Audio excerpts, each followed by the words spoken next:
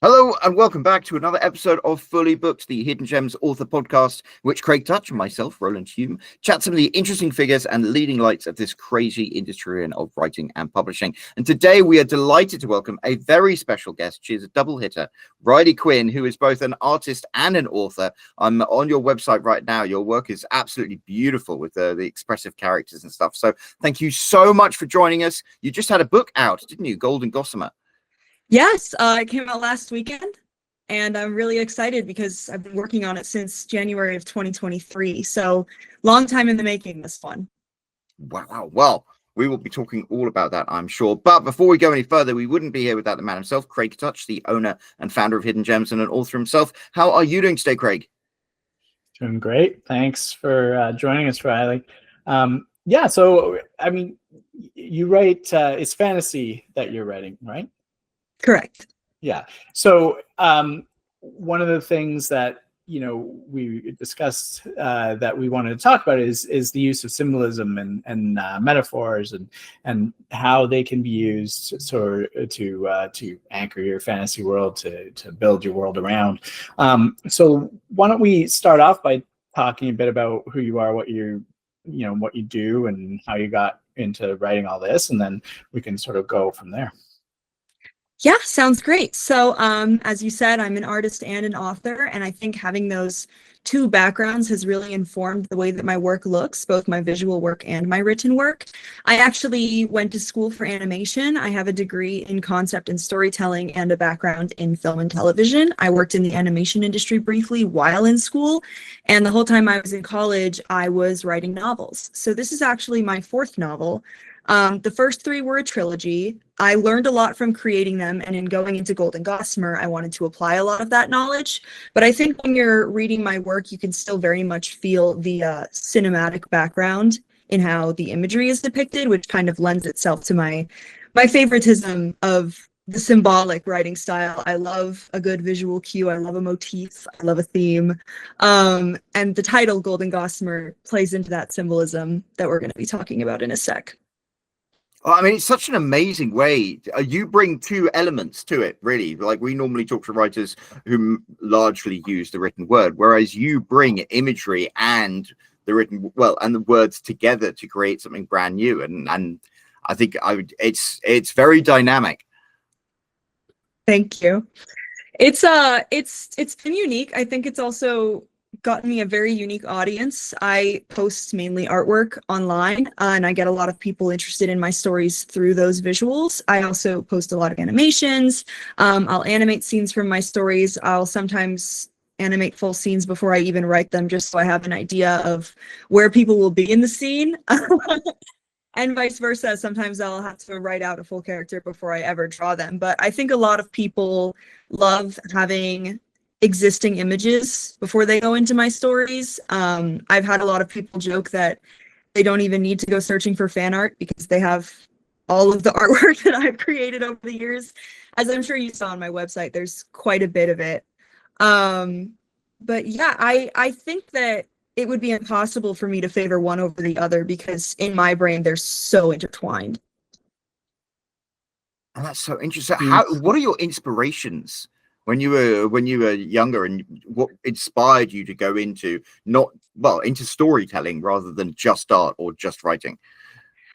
There's so many things I could talk about. My father's very into film. I was raised watching movies all the time.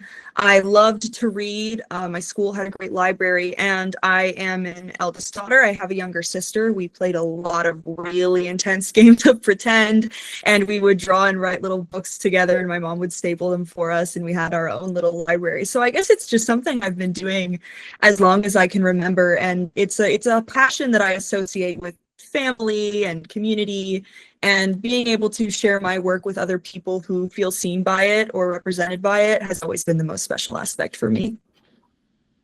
Do you include any of the art in the book, or is it all just sort of on your website to sort of tease people into reading the book? Well, I did design my own cover, so I have a copy right here. and I'm very excited about that. The hope is to do a special edition with inlaid illustrations sometime early next year. I have illustrations that would go with each chapter heading. It just is going to be depending on how I secure the funding for that, and what service I end up using. But I do want to do an illustrated version, funding permitting. A lot of people are hoping that I will. So the art exists. It's just a matter of getting it printed.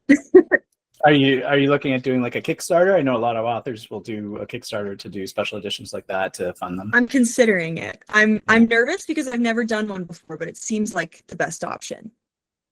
Yeah, I worked for Brandon Sanderson, that's for sure. Yeah, we had a number of, we had Caleb Daniels on there who raised $650,000 for his book on Kickstarter. That's crazy. That is super impressive. We've had a couple episodes where we've talked about, we had one of the people that work at Kickstarter and who was in charge of books, and she had come on to talk about the process as well. So yeah, I mean, like, it's definitely becoming a more and more viable option for authors to build out these sort of really illustrated special editions that that readers want, but take a lot more time and effort to do, and to produce as well. When you do those full color books, it's much more expensive than throwing up an EPUB. For sure. Yeah. So so talk a bit about symbolism and the metaphors and all that stuff, and how it sounds like you start with that sort of idea and then you build your world around it. And for authors that don't do that, what is it that you would benefit from doing that?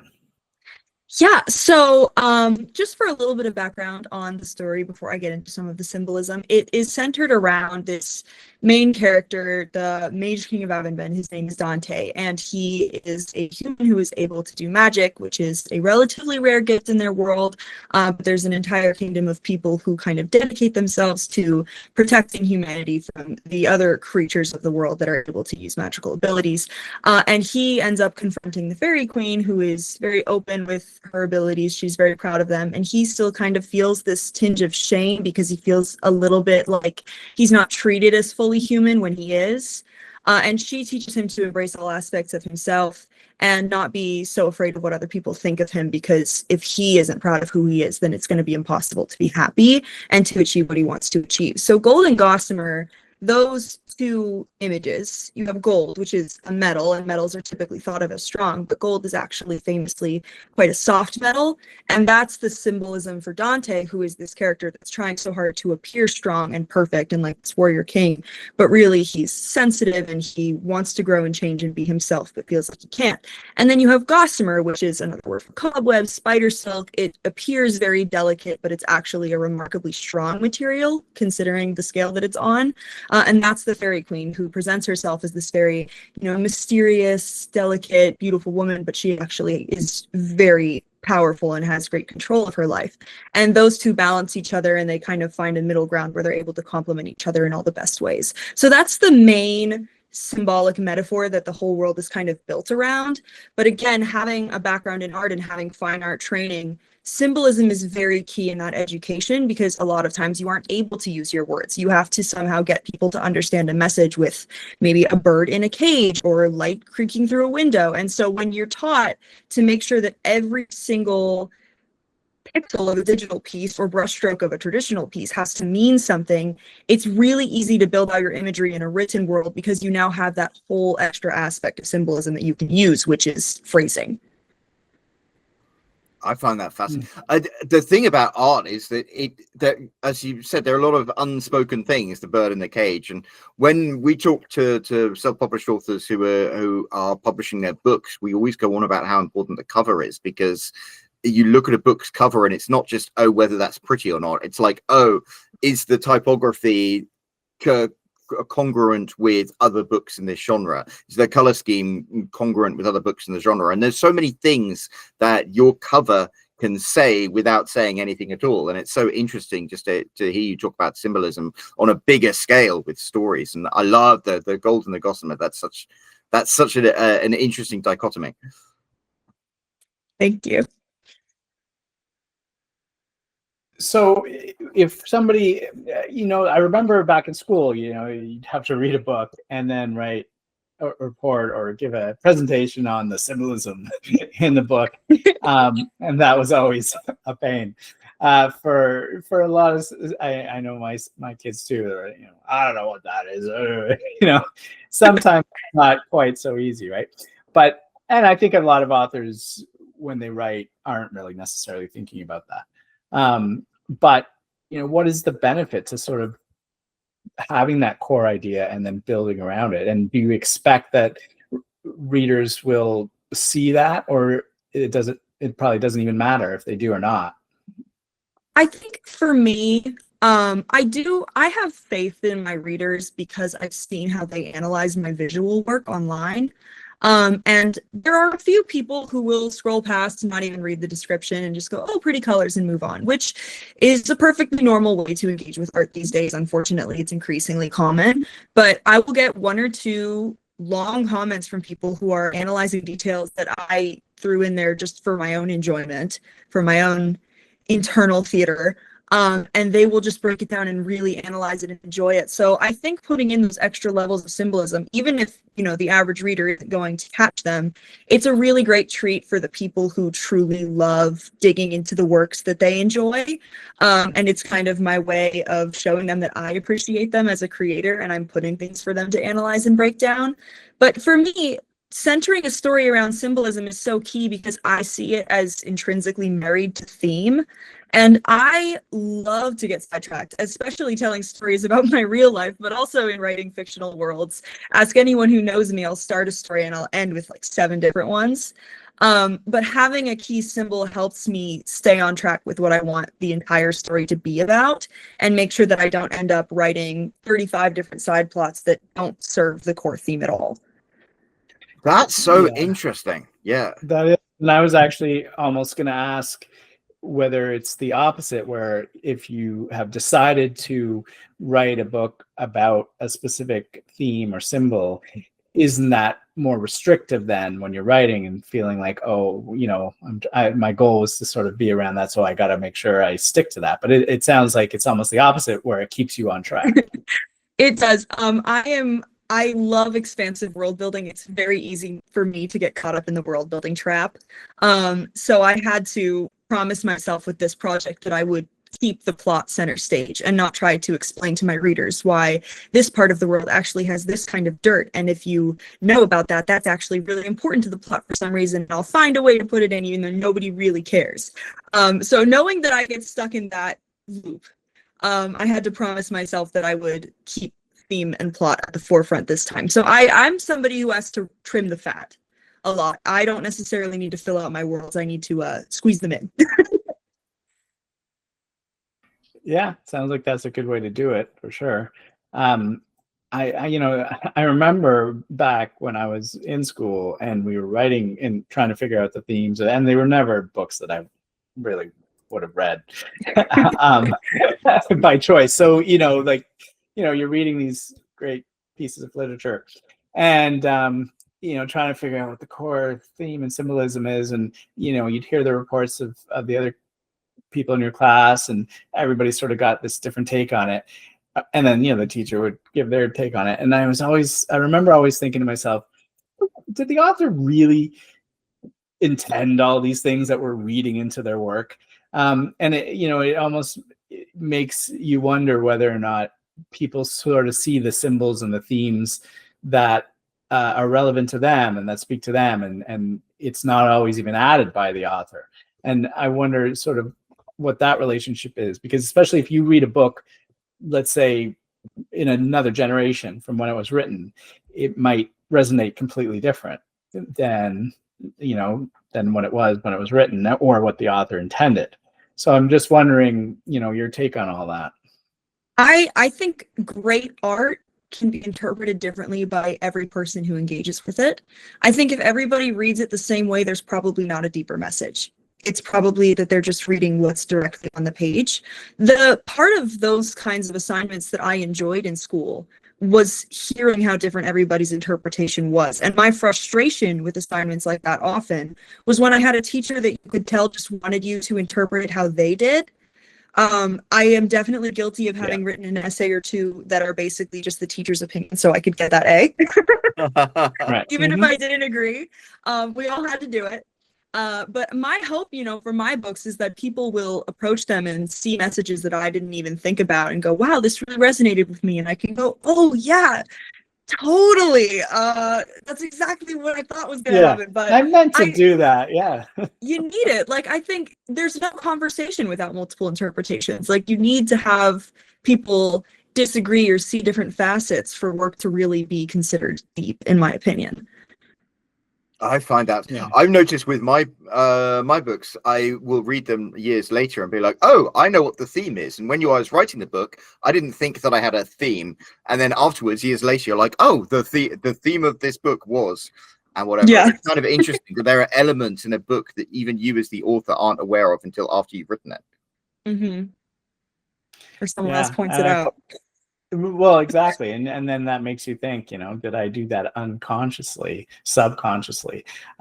Or, is that just another person's interpretation that now I kind of agree with? I don't know if I ever wrote anything consciously trying to put a theme in when I was writing. But I mean, I was writing romance. I don't know how deep those were those were in terms of themes and symbolism. But it is an interesting idea, especially around when you're writing about fantasy and you're world building. I think it's a more important thing to sort of have that deeper meaning that people can dig into. I mean, you want to build a very rich world, and it is an interesting idea that coming up with a theme ahead of time will keep you sort of on track and maybe add consistency to your world. I need the consistency. I absolutely do. Something that's really important for me in the stories that I create is, presenting a diverse cast, diverse in all senses of the word, diverse motivations, backgrounds, people who read my book. I want them to be able to relate to every single character in a different way, to see different facets of themselves. And so for me, I think no matter what theme I choose, consistently the stories that I create tend to be about, it's never a bad thing to be more authentically yourself. And you should always strive to be confident in who you are and to grow and change in a positive way. Because ultimately, every author has a different voice, every reader has a different interpretation. But I think that having some sort of universal message, intentional or not, for me, that universal message is always going to be, you shouldn't be ashamed to be yourself. Because if you are performing an inauthentic version of yourself, you're never going to be truly seen by the people that you love. So even though it's scary and messy to be authentic to who you are and to be proud of who you are, whether you need to grow and change or not, it's just really important to the evolution I've had as a person and as a creative. So I always want to push that in my narratives, regardless of the plot or the larger world that's happening around that theme. I think that's very interesting. Yeah. And have you found that that's easier for you having, lived more of your life and met more diverse people out there? I mean, it seems like when a lot of writers start off writing when they're young, they will write about the perhaps narrow world that they live in. And then as you get to explore the world and meet new people and get a greater idea of the diversity that exists, that filters and suddenly appears in your work. Yeah, I mean, I'm very lucky to have grown up in diverse places. I went to college in Atlanta at a school that had a lot of international students, and I was able to, meet people from completely different parts of the world who all loved art the same way that I did. And I think being exposed to that my whole life and being raised on media that also, showed me different parts of the world, different mindsets, different religions, socioeconomic backgrounds, styles of education, all sorts of things. I always felt that looked the most natural to me.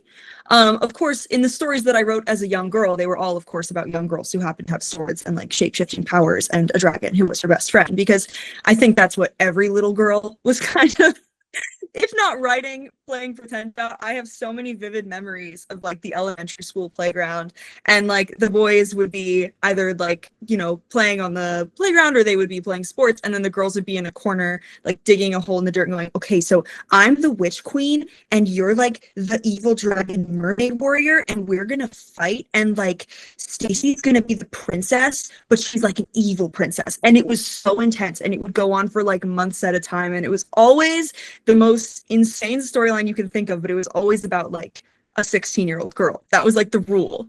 I think I that's love just the media we were raised on. It's funny. yeah. I read a lot of romance novels because that's the genre I write in, and romance novels tend to be written by women. And the thing that has always come across to me is just how much more sophisticated the worlds that they create are. Men can be kind of, I don't think there's anything wrong with that. I think there's like a different styles. Men can be very direct, like the James Bond type thing, but the level of sophistication that you have and the complexity with the characters, I find just amazing. I love both. I think there's such great aspects to both like the traditionally male and the traditionally like female voice in writing. But I think that there's such a culture of story, not just within writing for women, but you know, being a woman in general. We confide in each other very deeply. We talk about everything going on in our lives with each other. And I talk about everything in my life with my poor husband, who hears about everything that happens. It's like, today I breathe. But I think just the fact that we are raised telling each other these grand stories, and even telling each other mundane things in such grand ways, because conversation is so key to all of the friendships that I have with other women. Like, we don't just sit and hang out. We catch each other up on the past 2 weeks like it's an epic saga. So being able to put that into fictional worlds, it feels very natural. The dialogue, honestly, is often my favorite part. I know I was talking about world building, but just building out the relationships, it's really easy for me because I have such a library of people and personalities to pull from based on all these relationships that I have in real life. And I have plenty of wonderful male friends as well that kind of come into the male characters, but often I find myself to be the one pushing them to have the deeper conversations, not because they don't want to, but because they're just not very accustomed to being asked, like, what is your life really going on like a Tuesday at a drive-through? Well, I was thinking of the times I hang out with my male friends. I mean, we can spend hours together and literally talk about nothing. Yeah.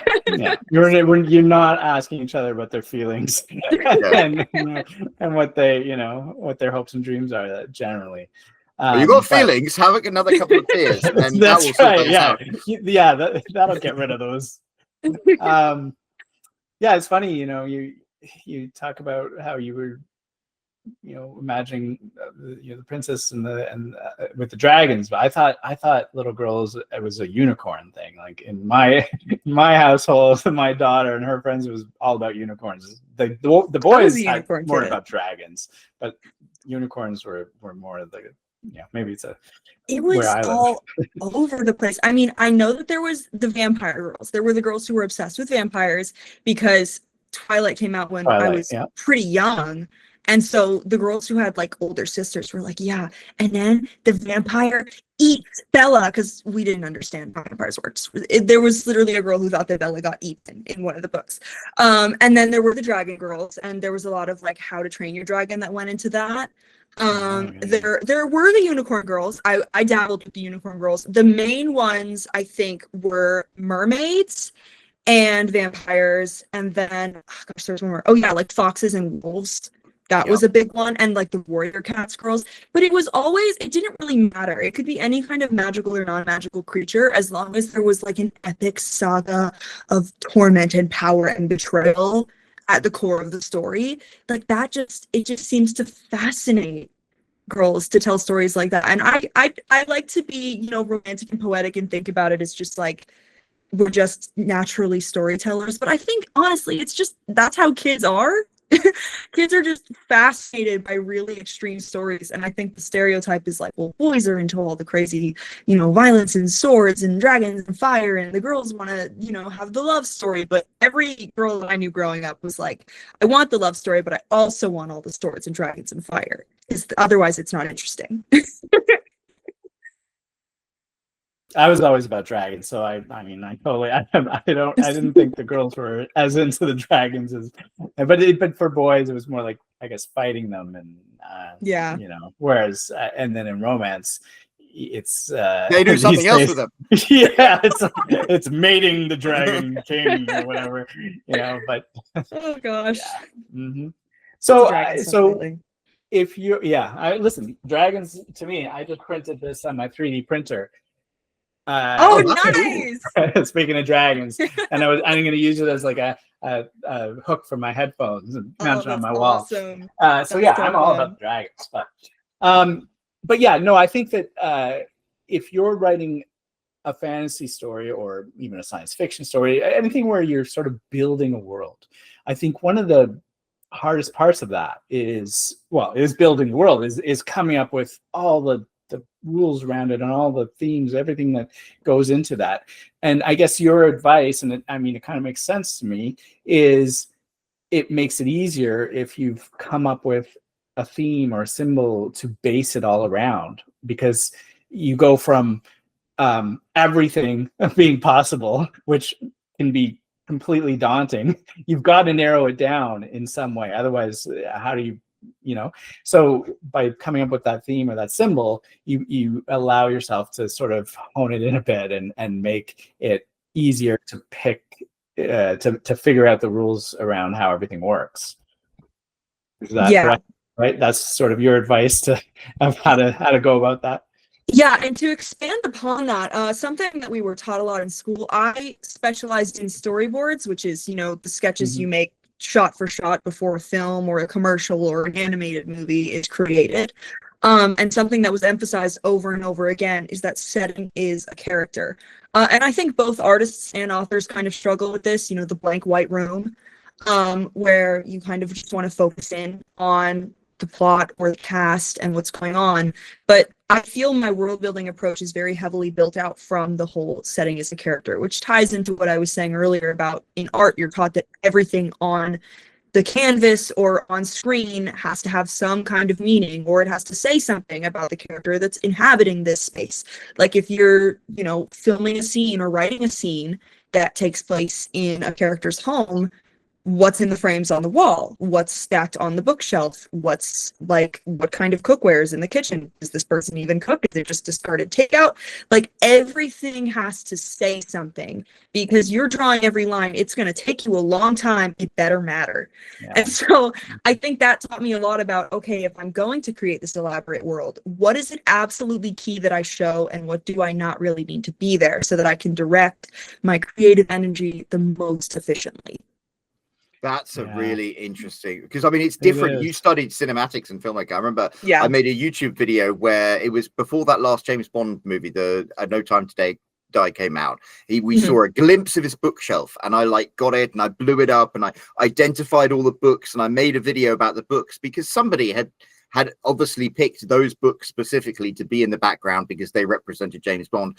In a book, you can't be like, and then he looked at the bookshelf and he had the Zen and the Art of Motorcycle Maintenance and the history of your obviously you can't do that just because no one's going to read through those things. But it's an added element that you can get when you make things cinematic.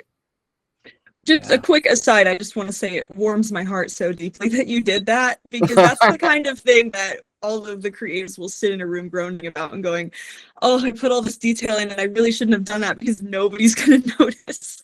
I loved it. Thank you for being the person who noticed. Yeah, I never really thought about it, because when you film, obviously when they're making big budget movies, they are probably putting a lot more thought into, when you go into somebody's house, everything that's there. But in a lot of ways, they're scouting locations, they're picking a place that maybe already has all the decor, so they're taking what was already there, and hey, that fits pretty much what we want. They'll pull a bookshelf in and maybe it'll already be filled with books. Maybe they'll throw in a few that are important, but I love that idea that when you're drawing it all out, it has to be intentional. Like nothing is there just because it was easy to just pull it in. You have to draw it. So there's no reason to put something in that's meaningless. You should always have you should have some thought about, why would I include that thing? Because I have to draw that thing. And if I have to draw something, why draw something random? Draw something that's, that's very purposeful. So yeah, it's a really interesting thought. I'd never really sort of thought about that idea, especially because I really always think a movie is just, they'll pick a set and they'll just use, hey, wardrobe, throw these things in, do that, right? And it's easier to do that. They're pre-made things, or they have a bookshelf in their back room and they can just plop it in, right? But with drawing, you really have to think about that. Yeah. In art, you have to be the set designer, you have to be wardrobe, you have to be all of the actors, especially in storyboarding or animation.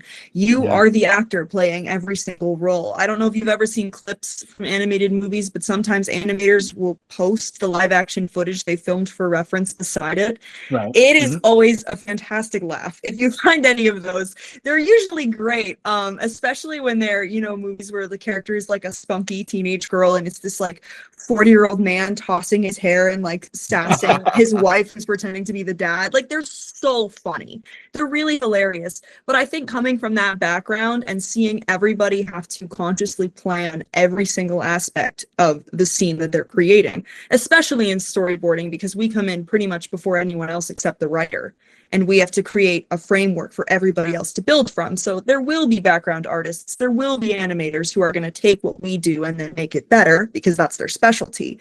But being a writer is a lot like being a storyboard artist, except you're also the writer. You're coming in at the very beginning and you somehow have to build the set, dress the characters, coach the actors, knowing that you have to go in with such intention. I think having the film background and the storyboarding background that I did helped me create worlds that feel really cinematic without putting in half the effort that a lot of writers might have to do if they didn't have that visual background. So I'm really grateful for the education I got because I think it made this come a lot more naturally to me than it did before.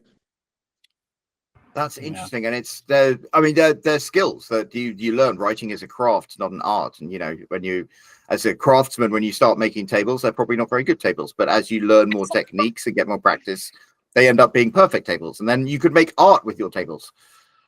Yeah, I've made a lot of mediocre tables in my day, but we're getting there. We all have. You look back at your first few tables; they're very wobbly.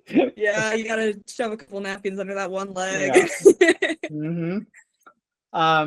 So, do you have any advice on coming up with those symbols and those metaphors that will sort of that you can use to drive your story forward? Obviously, it has to be important to you, but when you're writing a lot of books, sometimes I don't know. I assume again, I wrote a lot of books, but they're all romance. There wasn't a lot of symbol. If I was writing a lot of books that needed that, I think at the first few, they could be things that are, really key and important to me. But if I'm trying to do something different every time, I might start struggling to think about what I want to base this one around if I don't want to base it on what I've already done. And you do obviously want to have it something that's important to you. But how do you pick those things? Are there ways are there any techniques, any tips you have about sort of figuring all that out?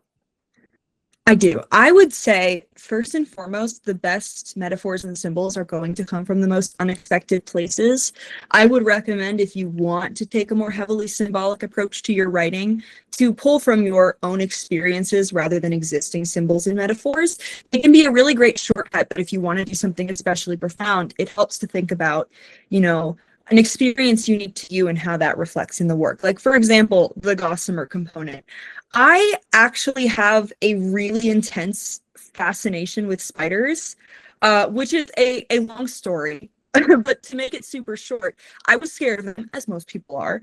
And then in college, we got an assignment where we had to create 60 pieces in, I think it was 3 weeks. And every single piece had to be about one subject, but they all had to have a completely unique concept. And I thought, I'll do my 60 pieces on spiders because if I can study them, I won't be afraid of them anymore. Except I ended up learning so many spider facts and so many aspects of their anatomy and even the things they do, like the little peacock spiders that have a whole peacock tail and they do little dances with their peacock tail and it's the cutest thing you've ever seen, but it's a spider. But like I learned about the chemical makeup of the spider silk, and I was like, wow, that's really interesting that it's so strong. And I was thinking about that when I was creating this fairy world with, you know, the classic insect motifs. A lot of people go dragonfly or butterfly, and I was like, no, I'm gonna go with spiders, because I know all this stuff about spiders now. It's kind of familiar because a lot of people see like fairies and insects together. But I'm going to go with this like non-winged creature that is, you know, great at weaving these webs. And I'm going to use that as the motif for this, you know, very strategic woman who presents herself as very delicate and aloof, but she's actually quite strong. And so looking in the unexpected corners of your life is where I think you're going to find the best symbolism.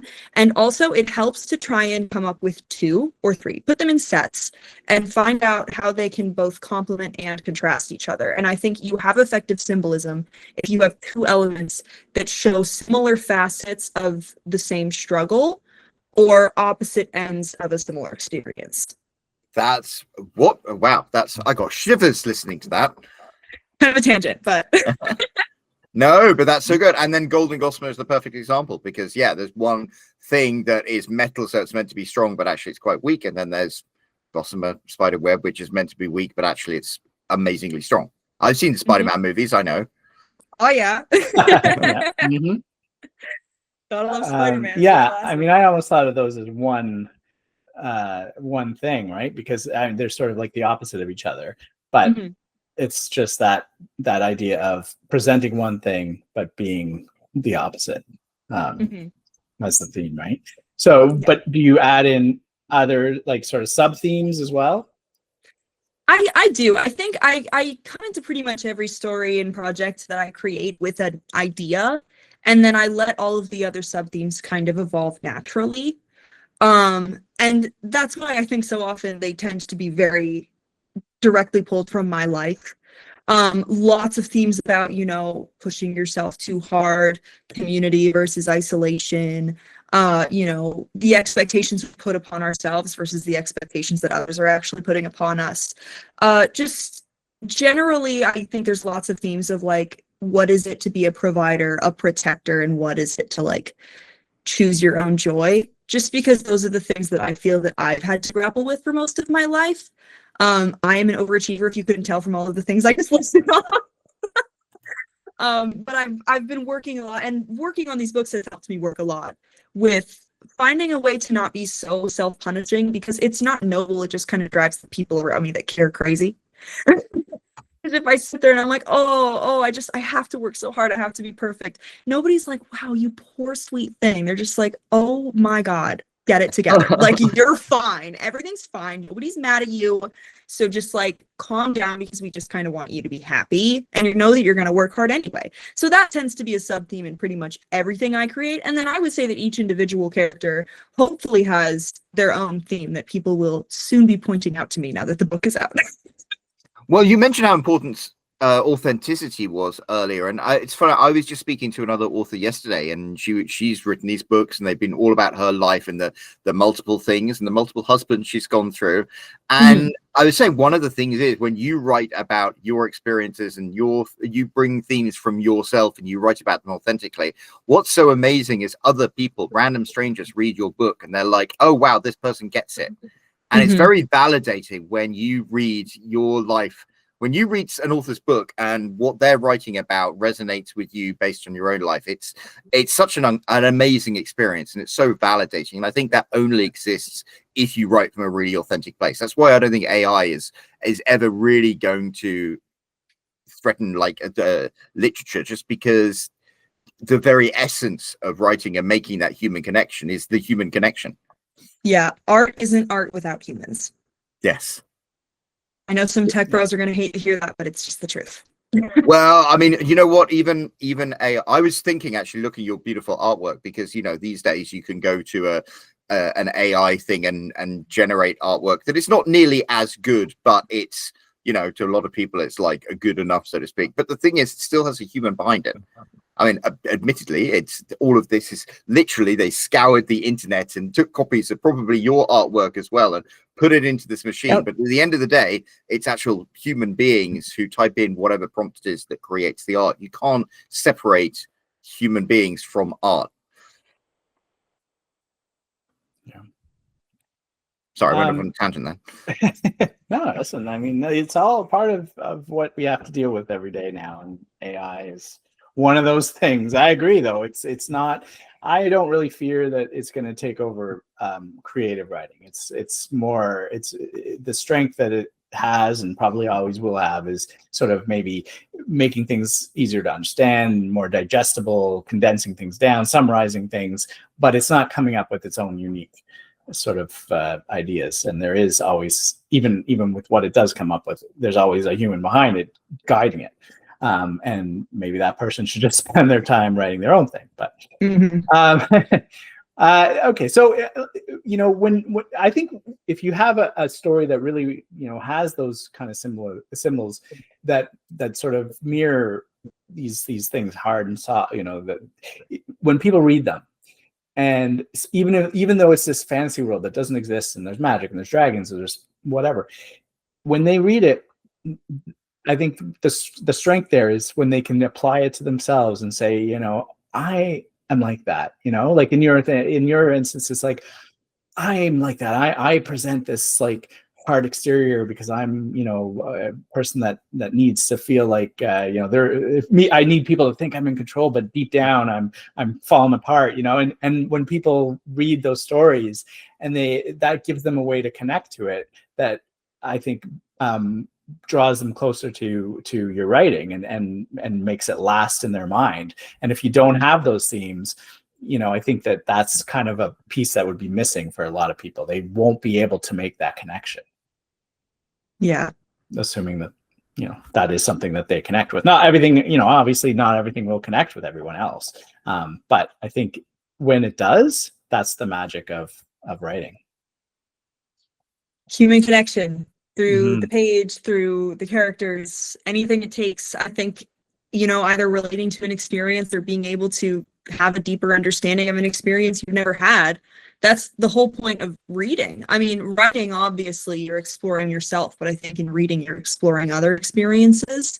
And that's why it's so important to, read beyond the genre you write in, read beyond your own demographic, try to, read from voices that you don't often get to hear in the day-to-day of your own life.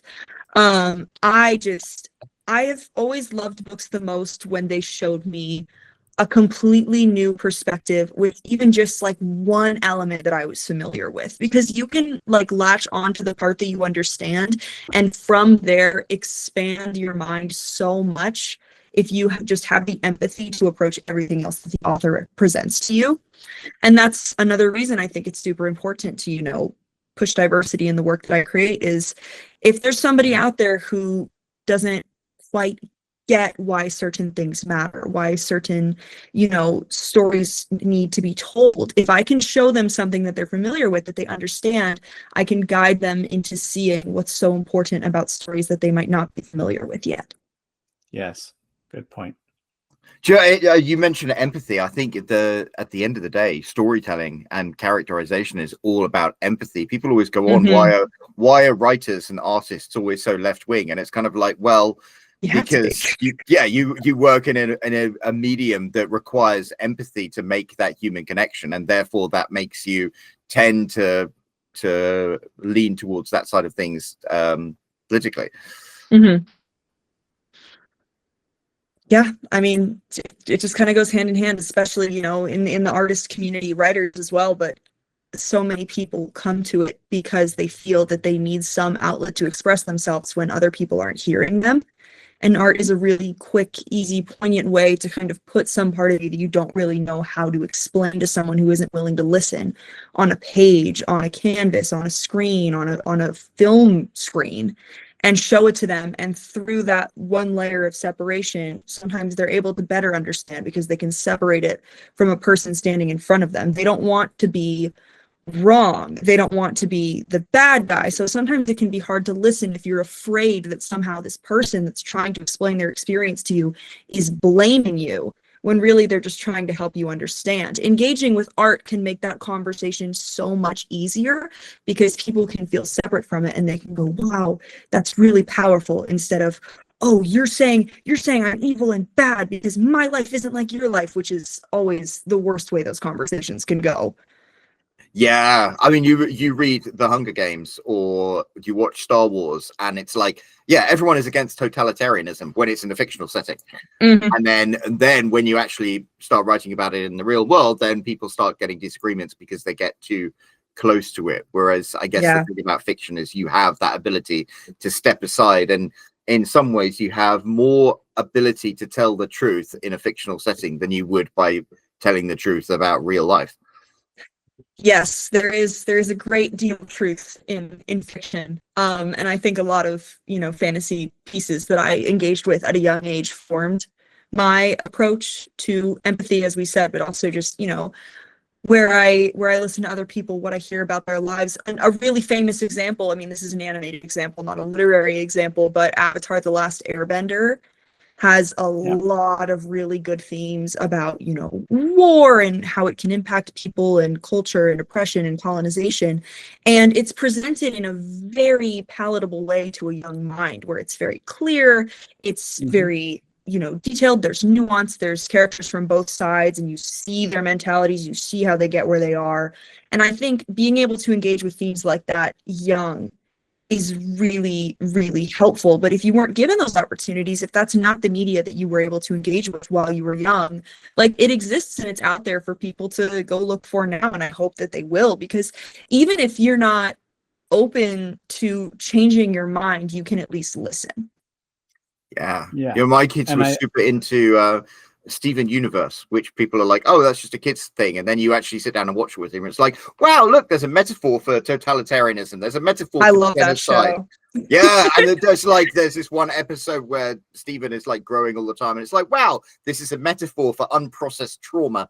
And it's like, it's amazing because it's all being made digestible for 12-year-old kids. And then you can see just how deep it goes. Yeah.